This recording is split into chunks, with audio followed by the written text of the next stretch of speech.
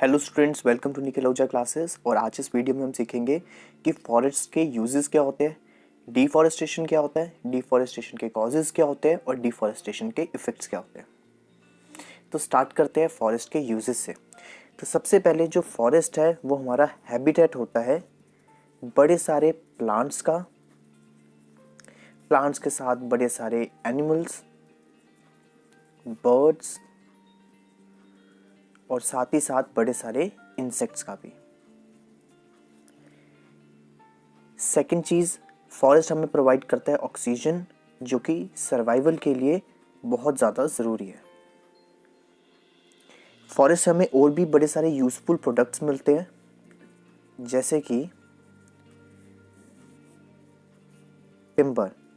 Would का हम different different purposes के लिए यूज़ करते हैं, फर्नीचर बनाने के लिए, घर बनाने के लिए और भी बड़े सारी चीज़ों के लिए। गम, पेपर एंड मेडिसिन्स। साथ ही साथ फॉरेस्ट में इतने सारे जो ट्रीज होते हैं, प्लांट्स होते हैं, तो इनकी रूट्स जो होती है वो सॉइल को होल्ड करके रखती है, जो प्रिवेंट करती है सॉइल इरोजन होने से। सॉइल इरोजन का मतलब है सॉइल का इरोड हो जाना, यानी कि वॉश अवे हो जाना, चाहे वो विंड की वजह से हो, चाहे वो फ्लोइंग वाटर की वजह से हो। लेकिन रूट्स क्योंकि सॉइल को होल्ड करके रखती है, तो वो सॉइल इरोजन को प्रिवेंट करती है। और एक यूज़ जो है फॉरेस्ट का वो ये है कि फॉरेस्ट में जो डेड प्लांट्स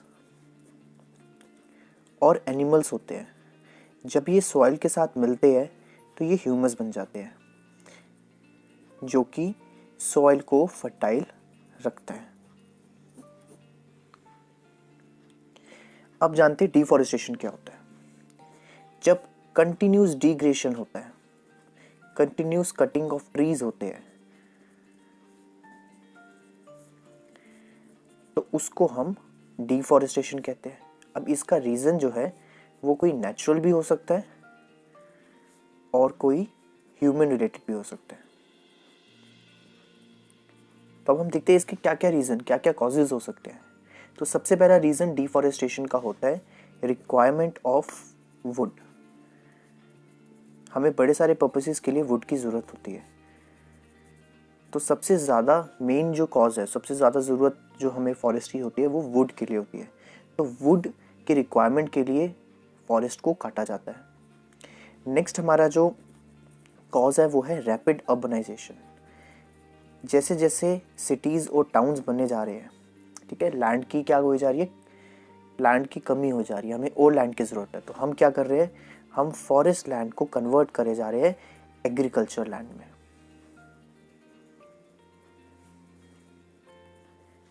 और थर्ड जो हमारा मेन रीज़न है वो है ओवरग्रेजिंग। कैटल जब एक ही जगह पर बहुत ज़्यादा ग्रेजिंग करती है तो वो लैंड बैरन हो जाती है, बंजर हो जाती है, ठीक है। तो ओवर ग्रेजिंग भी एक हमारा रीज़न है डिफॉरेस्टेशन का। अब कुछ हम इफ़ेक्ट्स भी देखते हैं, इसका रिजल्ट क्या आ रहा है। इतनी सारी डिफॉरेस्टेशन हो रही है तो उसका इफ़ेक्ट हमारी लाइफ में, हमारे आसपास क्या आ रहा है। सबसे पहला है सॉइल इरोजन। जैसे कि हमने पहले पढ़ा कि फॉरेस्ट का एक यूज़ ये है कि वो सॉइल को होल्ड करके रखता है, जिससे सॉइल इरोजन प्रिवेंट होता है। अगर हम डिफॉरेस्टेशन करेंगे तो सॉइल इरोजन होगा प्लस डेजर्टिफिकेशन। डेजर्टिफिकेशन मतलब जब लैंड बहुत ज़्यादा इनफर्टाइल हो जाती है, जब वहाँ पे कोई प्लांट्स नहीं ग्रो कर पाते, तो धीरे धीरे वो डेजर्ट में कन्वर्ट हो जाती है, जिस प्रोसेस को हम डेजर्टिफिकेशन बोलते हैं।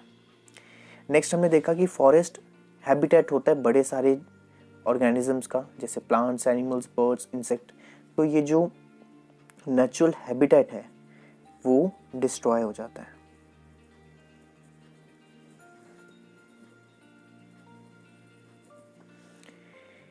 नेक्स्ट हम देखते हैं कि ग्लोबल टेम्परेचर जो है, क्योंकि फॉरेस्ट नहीं होंगे तो ऑक्सीजन कम, ऑक्सीजन प्रोवाइड करता है, तो अब फॉरेस्ट नहीं है तो ऑक्सीजन कम होगी। अब फॉरेस्ट जो है वो कार्बन डाइऑक्साइड को भी इनटेक करता है ना।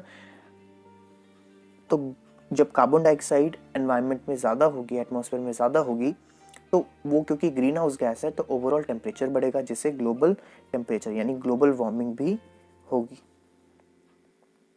अब हम जब देखते हैं कि रेनफॉल जो होती है वो तब होती है जब इवेपोरेशन होती है पॉन्ड से, रिवर से, लेकिन साथ ही साथ एक और प्रोसेस होता है ट्रांसपिरेशन का, जो कि कहाँ से होता है, वो होता है प्लांट्स और ट्रीज से। तो फॉरेस्ट जो होते हैं वो भी रेनफॉल में कंट्रीब्यूशन देते हैं।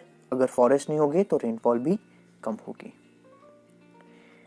नेक्स्ट हमारा है कि जो माउंटेनियस रीजन होते हैं वहाँ पर भी अगर हम डिफॉरेस्टेशन करेंगे तो लैंडस्लाइड्स के चांसेस बढ़ जाते हैं। सेम रीज़न है, क्योंकि सॉइल जो होती है वो रूट जो होती है वो सॉइल को होल्ड करके रखती है, लेकिन अगर फॉरेस्ट नहीं होंगे, ट्रीज नहीं होंगे तो लैंडस्लाइड होने के चांसेस बढ़ जाएंगे, क्योंकि उसने सॉइल को होल्ड करके नहीं रखा होगा। अब हम देखते हैं कि फॉरेस्ट को अगर हम कंजर्व करना चाहते हैं तो हम कैसे कर सकते हैं। सबसे पहला मेथड जो है कंजर्व करने का वो है ज़्यादा से ज़्यादा ट्रीज़ को प्लांट करना। अगर हम लार्ज स्केल पे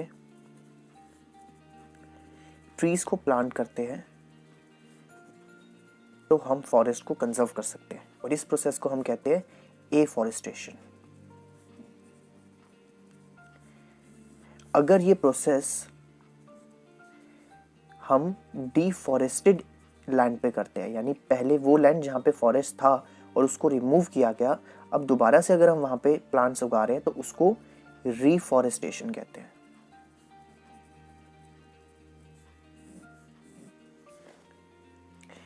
नेक्स्ट हमारा मेथड है ज़्यादा से ज़्यादा फॉरेस्ट रिजर्व्स और बोटैनिकल गार्डन को एस्टैब्लिश करना।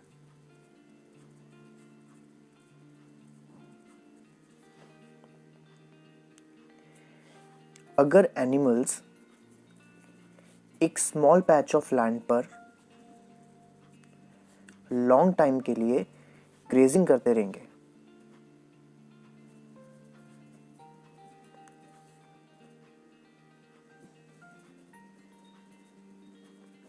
तो वहाँ पर वो बहुत जल्दी लैंड बैरन हो जाएंगी। तो हमें ये बिल्कुल भी नहीं करना, इस चीज़ को अवॉइड करना है। ऐसे मेजर्स उठाने पड़ेंगे जिससे फॉरेस्ट फायर, क्योंकि फॉरेस्ट फायर भी एक बहुत बड़ा रीज़न है डिफॉरेस्टेशन का, तो फॉरेस्ट फायर को प्रिवेंट और कंट्रोल किया जाए। अवेयरनेस प्रोग्राम्स जो है वो बनाने चाहिए स्कूल्स के थ्रू, ऑर्गेनाइजेशंस में, प्रिंट मीडिया, टेलीविज़न एडवर्टीजमेंट, इन सब के थ्रू हमें क्या करना होगा, हमें अवेयरनेस फैलानी होगी कि फॉरेस्ट रिसोर्सेज जितने भी हमारे पास है उसको जुडिशली यूज़ किया जाए। जुडिशली यानी सोच समझ के। आज के टाइम पे हम रेकलेसली इन सबको ट्रीज़ को कट कर रहे हैं और इन रिसोर्सेज को यूज़ करे जा रहे हैं। जैसा कि हमें पता है कि पेपर भी वुड पल्प से बनता है जो कि फॉरेस्ट से आता है। अगर हम पेपर को रिसाइकिल करते हैं तो ये भी फॉरेस्ट को कंजर्व करने में हेल्प करेगा। आई होप ये आपको टॉपिक क्लियर होगा। अगर आपको ये वीडियो अच्छी लगी तो please like, comment and subscribe this channel. Thank you for watching.